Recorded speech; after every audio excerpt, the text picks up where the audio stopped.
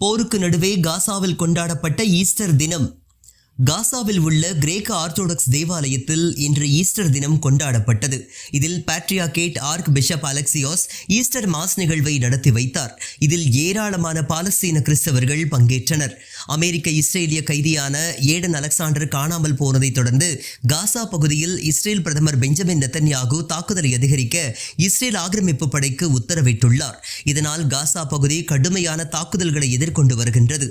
இந்த கடுமையான போர் சூழலுக்கு நடுவே காசாவில் உள்ள பாலஸ்தீனிய கிறிஸ்தவர்கள் ஈஸ்டர் தினத்தை கொண்டாடி இருக்கின்றனர். தடைகளை மீறி ஹோலி ஃபயர் நிகழ்வை கொண்டாடிய பாலஸ்தீன கிறிஸ்தவர்கள் ஜெருசலத்தில் உள்ள புனித செப்யூல்ச்சர் தேவாலயத்தில் புனித சனியை முன்னிட்டு ஹோலி ஃபயர் நிகழ்வு நடத்தப்படும்.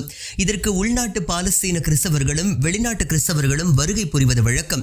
இந்த ஆண்டு இஸ்ரேல் ஆக்கிரமிப்பு பாலஸ்தீனத்தின் பல்வேறு பகுதிகளில் இருந்து ஹோலி ஃபயர் நிகழ்வை காண வந்த பாலஸ்தீன கிறிஸ்தவர்களை பழைய ஜெருசலத்தின் எல்லையிலேயே இஸ்ரேல் ஆக்கிரமிப்பு தடுத்து நிறுத்தியது.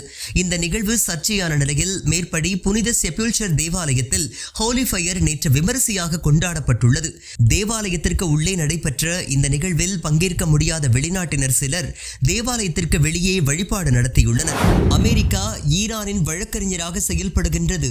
இஸ்ரேல் ஆய்வாளர் ஆதங்கம். ஈரான் மற்றும் அமெரிக்காவிற்கிடையே அணுசக்தி தொடர்பாக மறைமுக பேச்சுவார்த்தை தொடங்குவதற்கு முன்பு ஈரான் அணுசக்தி ஆய்வகங்கள் மீது இஸ்ரேல் தாக்குதல் நடத்த திட்டமிட்டது. இந்த தாக்குதல் மூலம் பேச்சுவார்த்தையில் ஈரானின் பேர வலிமையை குறைக்க இஸ்ரேல் திட்டமிட்டது. இஸ்ரேலின் இந்த அழிவு திட்டத்திற்கு அமெரிக்க அதிபர் ஒப்புதல் அளிக்காமல் தடுத்திருக்கின்றார். இது குறித்து நியூயார்க் டைம்ஸ் பத்திரிகையில் இஸ்ரேல் ஆய்வு நிறுவனமான INSSன் ஆய்வாளரான பெனி சாப்ரி என்பவர் விமர்சனம் செய்து கட்டுரை ஒன்றை வெளியிட்டுள்ளார். அதில் இஸ்ரேல் ஒரு திசையை நோக்கி திட்டமிடும் போது அமெரிக்கா ஈரானின் வழக்கறிஞர் போல செயல்பட்டு அந்த திட்டத்தை முடக்குவதாக விமர்சனம் செய்துள்ளார்.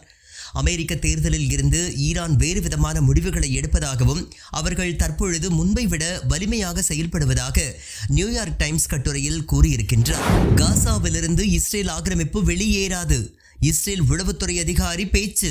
இஸ்ரேல் உள்நாட்டு உளவுத்துறையான ஷின்பெட்டின் முக்கிய அதிகாரிகளில் ஒருவரான அமித் அஸா என்பவர் தொலைக்காட்சிக்கு அளித்த பேட்டி ஒன்றில் இஸ்ரேல் ஆக்கிரமிப்பு படை காசாவில் தற்பொழுது ஆக்கிரமித்துள்ள பகுதியில் நிரந்தரமாக இருக்கும் என்றும் காசா பகுதியில் ஹமாஸ் முற்றிலும் அழிக்கப்படும் வரை இஸ்ரேல் ஆக்கிரமிப்பு படை காசாவை விட்டு வெளியேறாது என்று கூறியிருக்கின்றார். மேலும் காசா, லெபனான் மற்றும் சிரியாவின் மீது தாக்குதல் நடத்துவதற்கு தேவையான ஆயுதங்களை அமெரிக்கா முன்பை விட அதிக அளவு வழங்கியிருப்பதாக இஸ்ரேல் உளவுத்துறை அதிகாரி கூறியிருக்கின்றார். மற்றொரு பணைய கைதியின் வீடியோவை வெளியிட்ட ஹமாஸ். காசாவில் இருக்கும் பணைய கைதிகளில் ஒருவரான எல்கானா போபோட் என்பவர் தனது குடும்பத்தினருடன் தொலைபேசியில் உரையாடும் வீடியோ ஒன்றை ஹமாஸ் வெளியிட்டுள்ளது. அதில் எல்கானா போபட் என்பவர் இஸ்ரேல் நாட்டிற்கு நல்ல குடிமகனாக நான் இருந்தேன், ஆனால் என்னை இஸ்ரேல் கண்டுகொள்ளவில்லை. போதுமான உணவு கிடைக்காததால் ஆரோக்கியத்தை இழந்து வருகின்றேன்.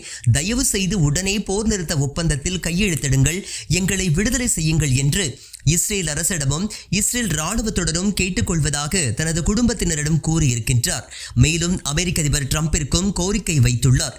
தயவு செய்து எங்களை வெளியே எடுங்கள், என்னிடம் போதுமான சக்தி இல்லை, தயவு செய்து மிக விரைவாக என்னை வெளியே எடுங்கள், நான் உயிர் பயத்தில் வாழ்ந்து வருகின்றேன், எனக்காக தயவு செய்து இதை செய்யுங்கள். தனது குடும்பத்தினரிடம் கெஞ்சும் வீடியோ ஒன்று வெளியாகியுள்ளது. கடந்த 24 மணி நேரத்தில் இஸ்ரேல் தாக்குதலால் 40 பாலஸ்தீனியர்கள் பலியாகியுள்ளனர். இதன் மூலம் காசா போர் தொடங்கியதிலிருந்து இதுவரை 51,201 பாலஸ்தீனியர்கள் பலியாகியுள்ளனர். மேலும் இன்று இஸ்ரேல் ஆக்கிரமிப்பு படை லெபனானில் நடத்திய ட்ரோன் தாக்குதலில் ஒருவர் பலியாகி இருப்பதாக லெபனான் சுகாதாரத்துறை அமைச்சகம் அறிவித்துள்ளது.